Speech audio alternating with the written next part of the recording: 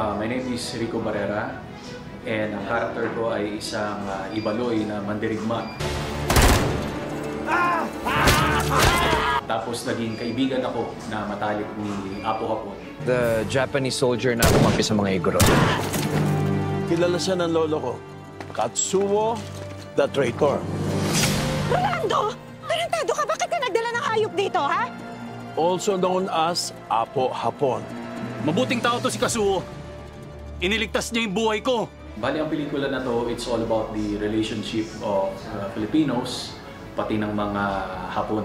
Ako ang biyuda ni Rolando Bumasang, na isang gerilyang Igorot na naging matalik na kaibigan ni Kazuo noong giyera.